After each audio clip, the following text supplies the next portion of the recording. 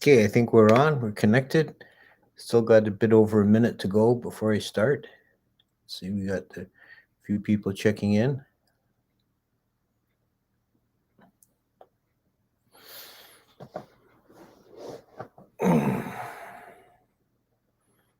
The weather's finally nice here. Finally, spring weather. Very late this year.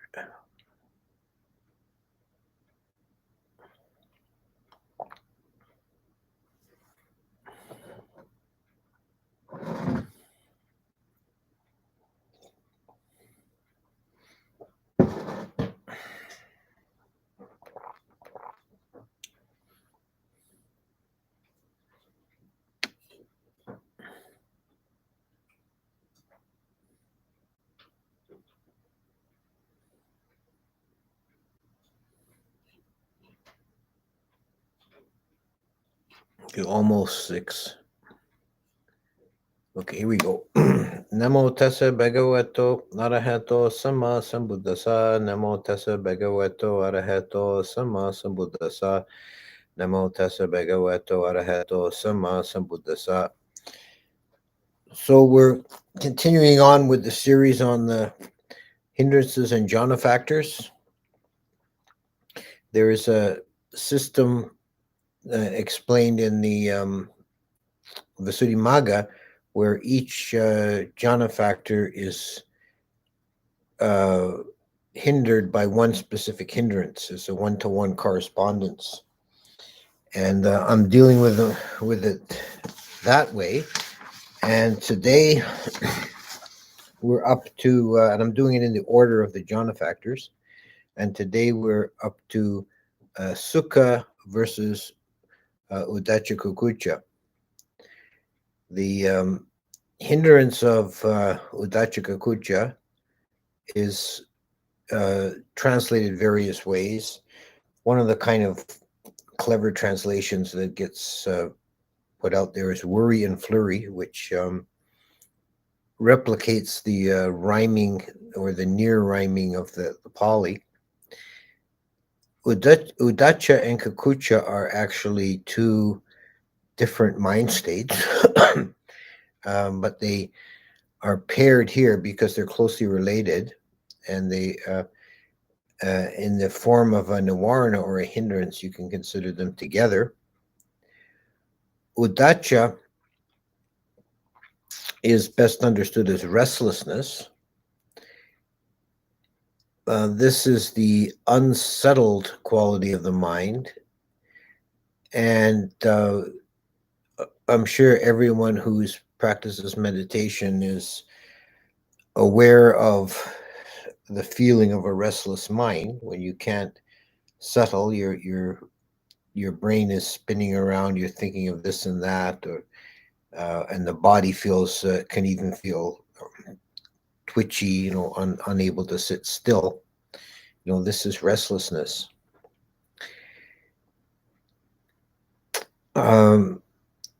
Kukucha is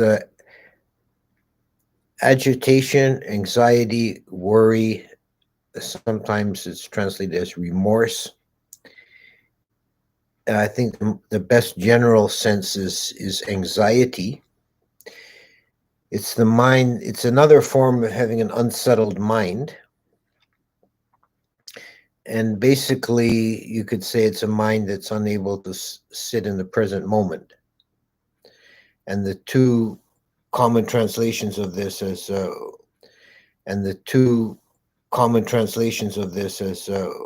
remorse on the one hand and anxiety on the other point to mind going into the past or the future. Remorse is when you keep running over scenes in your mind of the past where you did something wrong or you regret something and you feel bad about it. And anxiety is the mind running off into the future, being concerned about what bad things might happen. So there's no, in the present moment, if the mind is in the present moment, there's neither remorse nor anxiety. There's nothing to regret, nothing to worry about. So both of these mind states, Uddhacca and Kukkucca, designate a mind that's unsettled and also unhappy. There's an unhappiness associated with being unsettled, being restless, or worrying. You're not at peace. It's a mind that lacks in peacefulness. Um, and this is precisely the type of mind that prevents or hinders the arising of Sukha. Sukha is happiness or bliss, often translated particularly in the context of jhana factors, as bliss, to differentiate it from piti, which is also another form of happiness. Sukha has as a jhana factor, it has the characteristic of being deeper, more peaceful. It's kind of the oceanic happiness, feeling of being completely at ease and content and joyous. In contrast to piti, there's no particular bodily association, except that the body feels completely at ease. There's no sense of stress or tension in the body.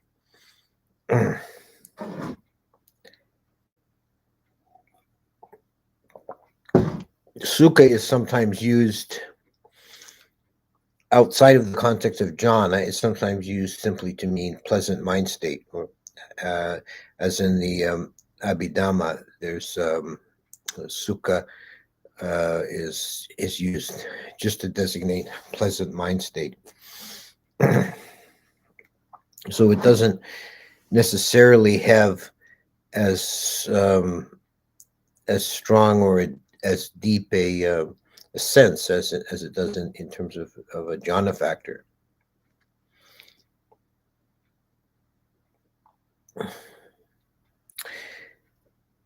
Piti and Sukha arise together in first and second jhana, with Piti being more evident because it's kind of noisier.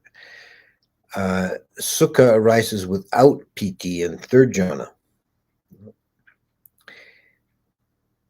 And the differentiation between the two, one is illustrated by the difference between the Abhasara Brahmas and the Subhakina Brahmas, that is, the Brahma gods of the second and third level. The Brahma gods of the second level, like all Brahma gods, they're radiant, they glow, and their radiance is said to flicker like a torch. And the radiance of the Subhakina Brahmas of the third level, which is equivalent of third jhana, and their consciousness is marked by predominance of Sukha. Their radiance is said to glow steadily like the full moon.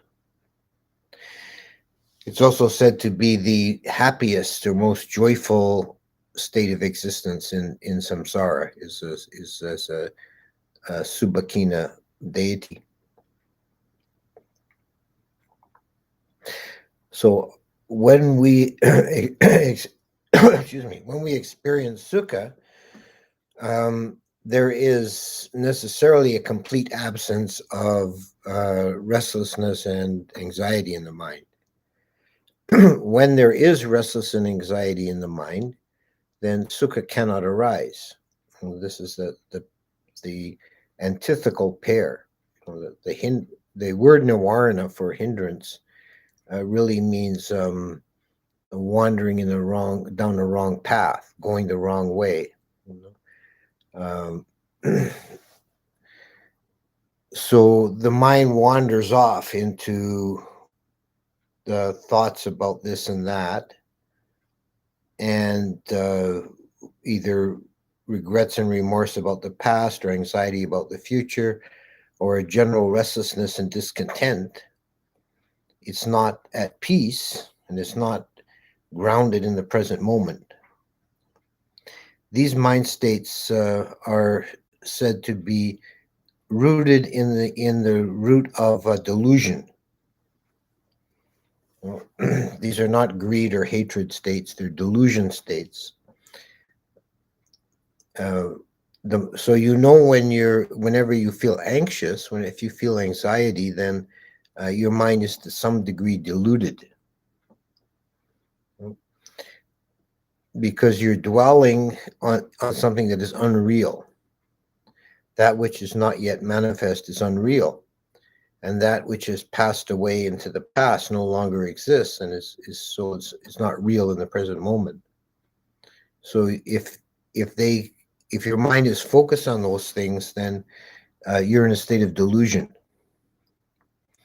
and inevitably there's suffering associated with that.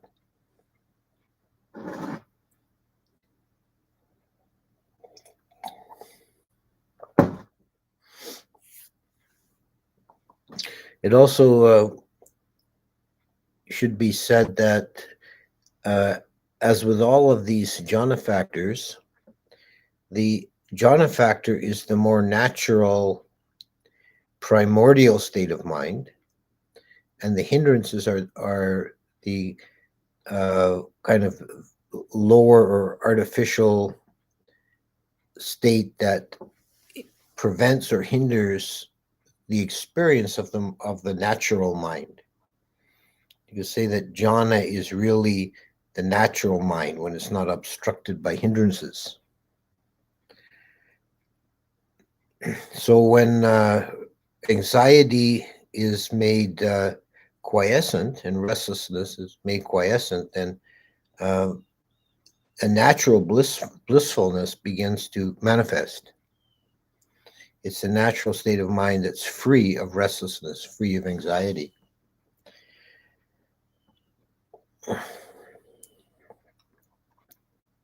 As far as anxiety or remorse go, the first thing, remember that they are, as I said, deluded states, and also they're quite useless states. Nothing is ever solved or resolved by worrying about it.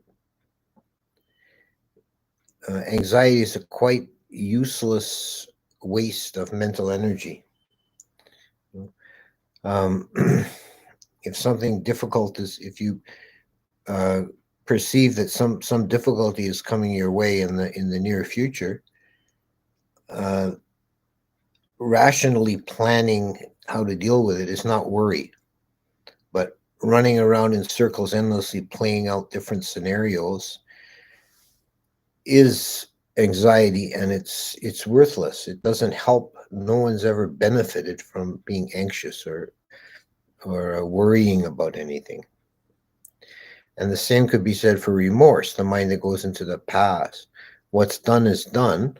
A lesson can be learned from mistakes made, but to endlessly beat yourself up over it and rehearse it in your mind and feel guilty and feel bad because you made a mistake, it doesn't help anything. It doesn't do any good. It doesn't move you along. You know?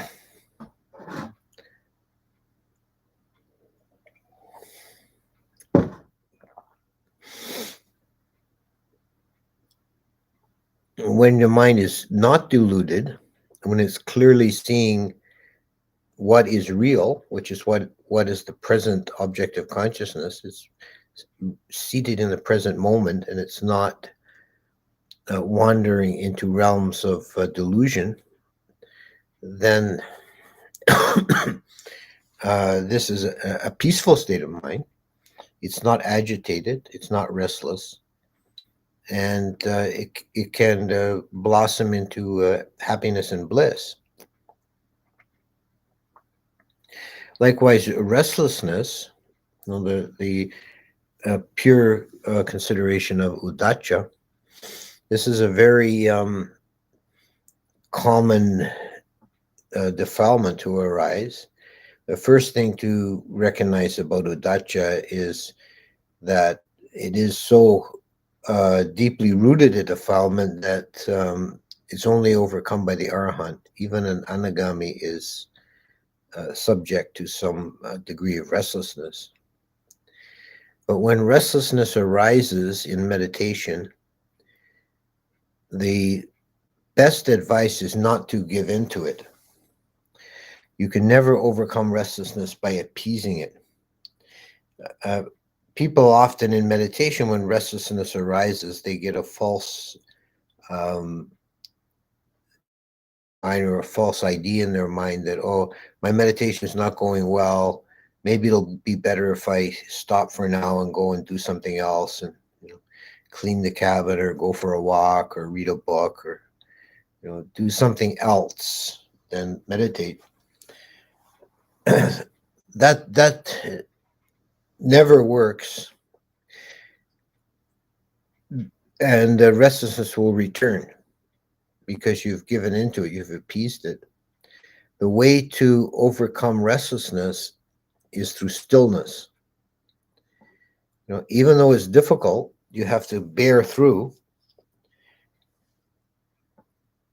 Physical stillness, sitting still, not allowing yourself to fidget or move about, but also to work on mental stillness, of not letting the mind wander, but remain object. And this can be a struggle if you've allowed restlessness to really take root. But when you get through to the other side of that, then you find this peace and happiness and calm.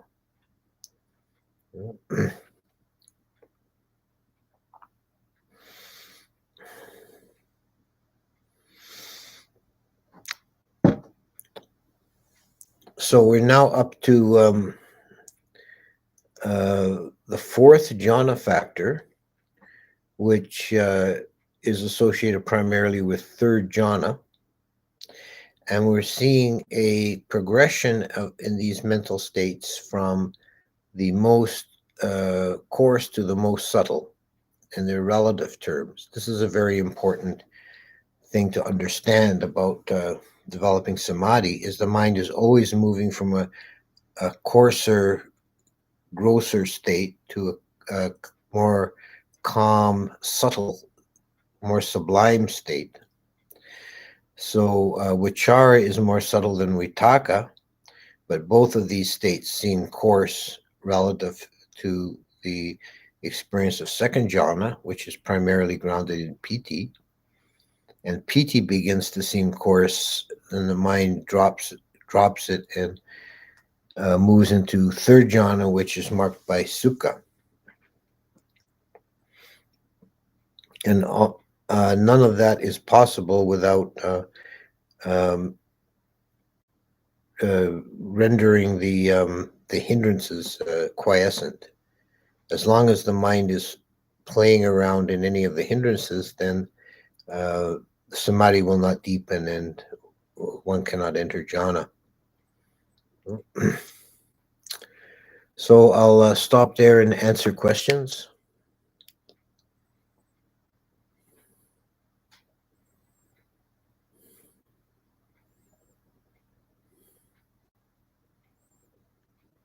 Okay, got a first question coming up.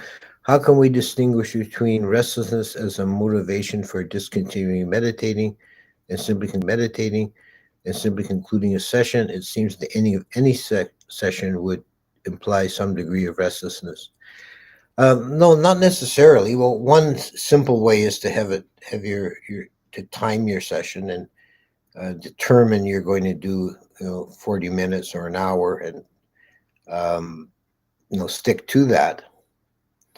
Some people use it like a stick of incense, so I won't get up from my seat till the incense is burned up. That's one way of doing it. Another is that if you're meditating without timing it, there is a different feeling between just giving up in the middle of the session and feeling that you've come to a culmination point, which will have some relationship to time, like you have an intention to meditate for about an hour,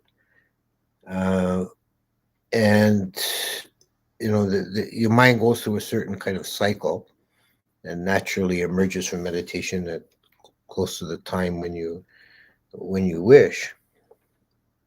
That's different than just breaking off in the middle because it's difficult. I know some people say that,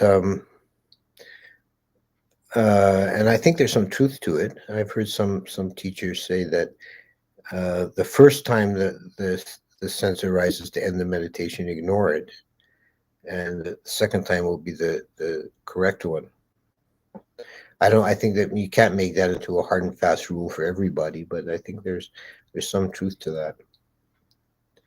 If somebody has reached fourth jhana, will the entire chatter stop? Yeah, the mental chatter stops in second jhana. It's very quiet in first jhana. Thank you for that.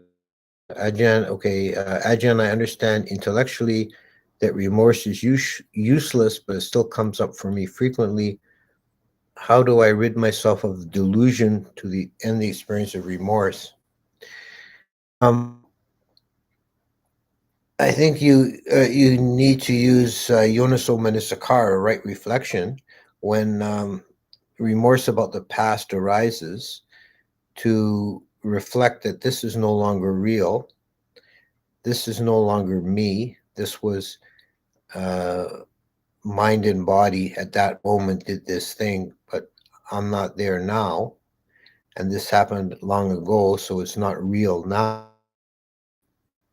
And you can use those kind of reflections, using a reflective mind to pierce through the delusion. Remember that the past is unreal because it has ceased to exist. And there's no continuity of self. So what was done long ago is not me now.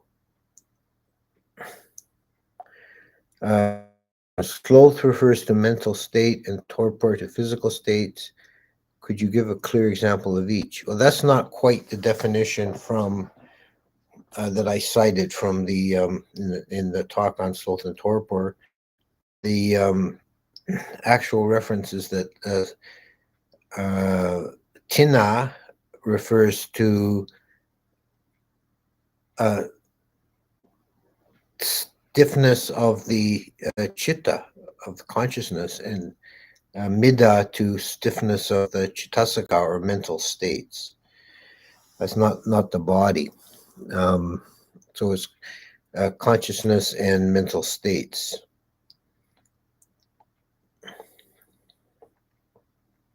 A clear example of each. The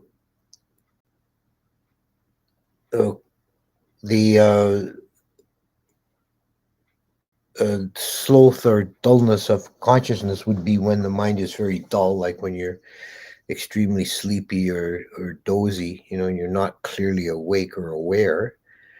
And the torpor of the mental states or the mental body would be when the thinking process is dull and not clear.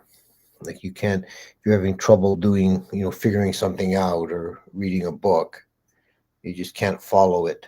That's this kind of stiffness of the mental states. Ajahn, I'm having difficulty hearing you. Is the audio bad for everybody? I haven't really changed anything. I don't know why it should be any different than other times.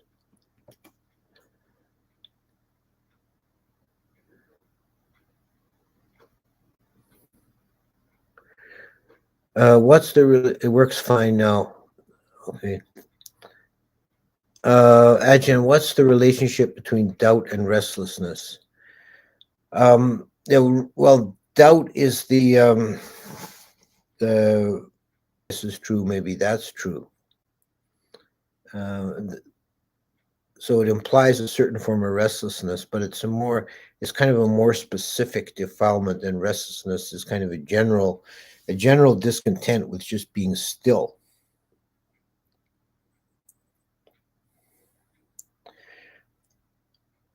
Okay, next one. I have the same question like Billion, which was about remorse. You suggested reflection. What is the difference between reflection and rational thinking? Well, the difference is with rational thinking, you're not trying to, or with rational thinking, you are trying to figure something out. You're trying to reason something out. But reflection is what I mean by that, and I will use the Pali Yonaso Manasikara, right reflection, is applying Dhamma principles uh, to a situation. So this is very directed, and you're not really trying to figure it out, trying to rationalize it and analyze it. You're just looking at it and saying, "Oh, this is not real. This is not me. This is not mine. I don't need to take ownership of this. I don't need to let this bother me."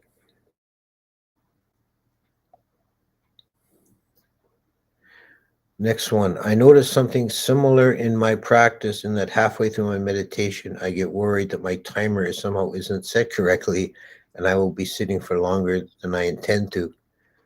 Yeah, that sounds like kind of attachment um, and a needless anxiety. Just if you're working with a timer, just make sure you set the timer correctly at the outset. And if you end up sitting longer, that's not going to do you any harm. So don't worry about it. Uh, Next one. Does the ending of restlessness, remorse signify escape from Mara's influence? Uh, yeah. In general, I could say that. In some suttas, the Buddha asked meditators whether they are still influenced by worry and regret before they die. If they're not worried or remorseful, Mara can't find their consciousness when it leaves the body. Yeah, if a person isn't completely purified, if they're an arahant, then they have no worries or regrets. Then Mara can't have a way of knowing where they went. There's one sutta where somebody dies as an arahant, and the monks see this kind of smoky cloud moving around. And the Buddha says that's Mara searching for his consciousness and cannot find it. Um, Basically, when you're close to death, you should try and very develop skillful mind states. And if you've done something wrong in your lifetime and you're obsessing at it on your deathbed, then it's going to magnify the karma from that deed for your next birth. You should focus on the skillful things that you've done. Would it be true to say that non-attention to any hindrance that arises until it passes is a practice method for dealing with them? Uh, yeah. For developing samatha meditation, one of the real skills to learn is the skill of non-attention, which actually makes this practice difficult for people who start with vipassana. I found which actually was my case. When I started meditating, I learned vipassana first and did that for actually a few years before I tried doing samatha. And it's an entirely different skill. The skill of attention in vipassana is replaced by the skill of non-attention. If you don't pay attention to mind states, um, by remaining focused on your object of meditation, then you're not feeding energy into that state, it'll fade away. It doesn't mean, but it's a subtle difference because it doesn't mean tolerating them or ignoring them. You're not allowing them any space in the mind by disregarding them, but you're not. But there's a subtle difference between that and kind of letting them go. Letting them be, and then having one of the defilements continue on without stopping.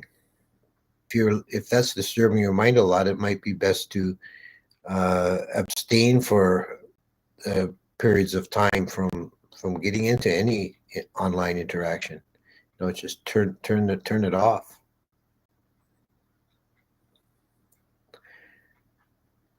Avjan, I have a question unrelated to today's topic. I heard your talk where you talked about the tsunami and the scores of people dying due to that being their karma. Does the same apply to the kid shot in Uvalde, Texas a few days ago?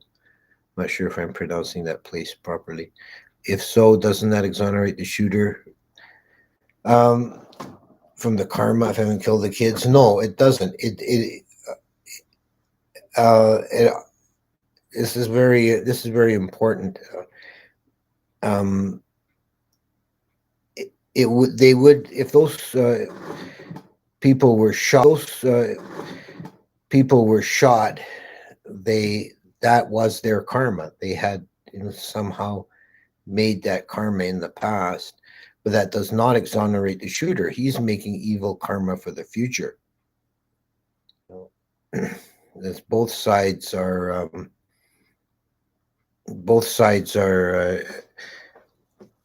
playing out, but the victims are experiencing result of karma, and the shooter is making new karma. The kids would have died anyway, given their past karma. Maybe not in this lifetime. Maybe conceivably not ever. Maybe they might have reached arahantship before that karma reaches fruition. You see, there has to be, for karma to reach fruition, there has to be external situation that allows that karma to manifest.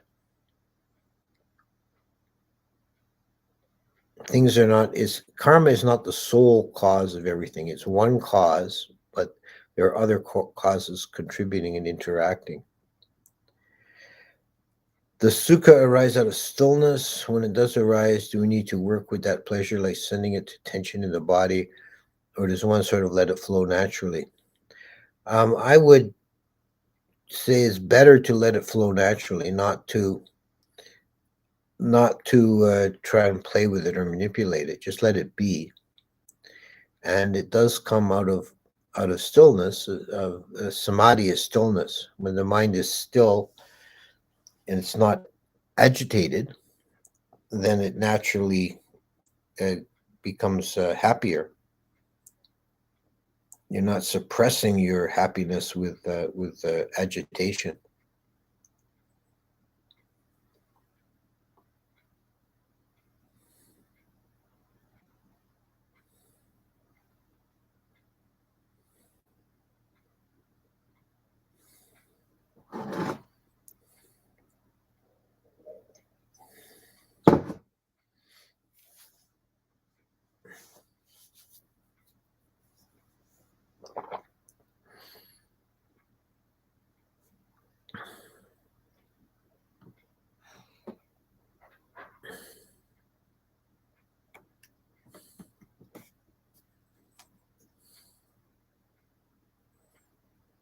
The definition of samadhi as stillness is not mine. It's the Abhidhamma's.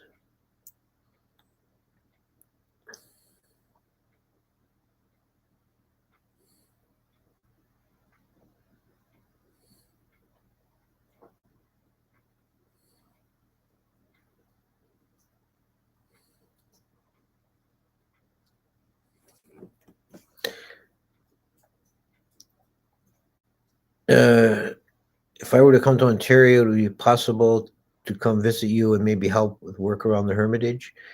Send an email to our center, and we can talk about it.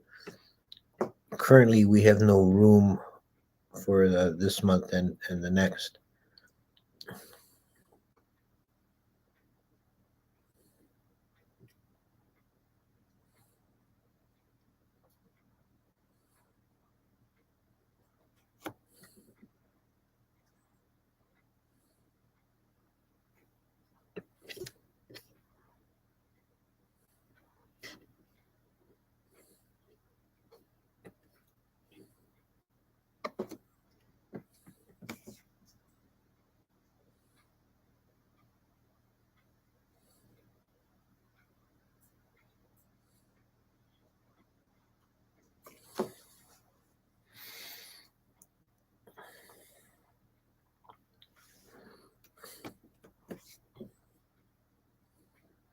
Some suttas say that practicing inward peacefulness is best against Uddhacca-Kukkucca. Is that a specific practice? Well,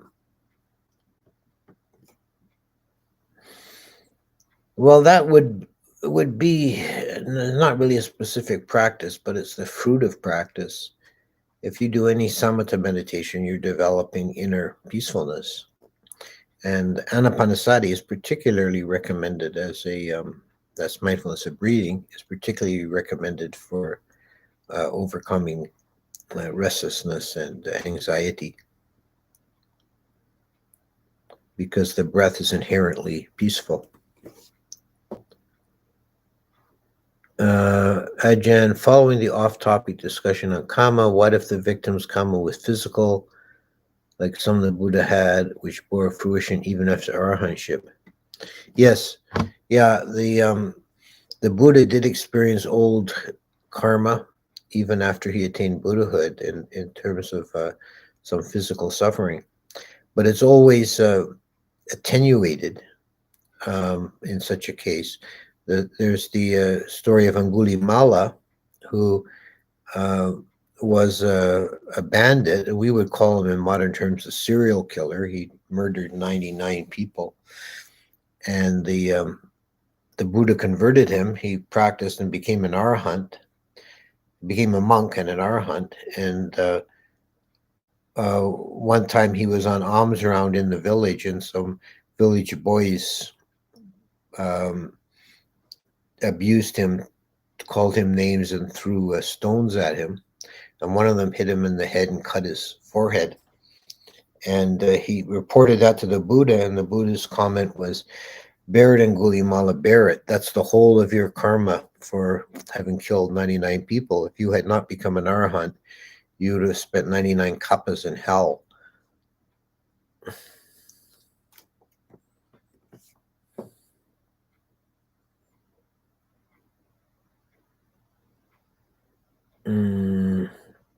So again, regarding reflection versus rational thinking, does Uniso Manasakara then apply a kind of understanding beyond thinking? Yeah, that's not a bad definition. You could say that. It's like applying, but I would add the extra clause. It's like applying that understanding to a specific situation. Like you understand there is no self. You understand that things are insubstantial, and when something arises in the mind causing you trouble, you apply that knowledge to the factor and see through it. Are sadness and fear forms of aversion? Yes, yeah, they're defilements rooted in aversion.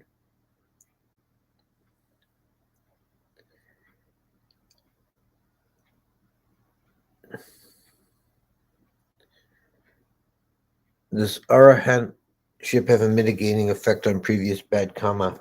Yes. So at the time of their death, any karmas that have not come to fruition are just done. They don't arise again.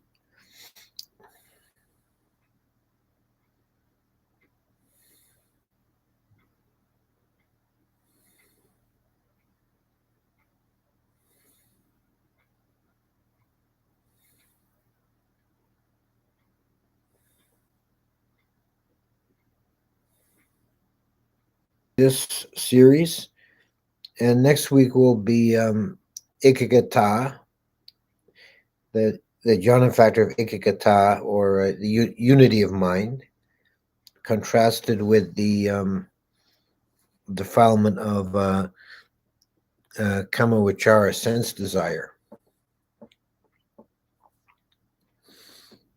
And that will conclude this series. Okay, thank you, and see you again next week.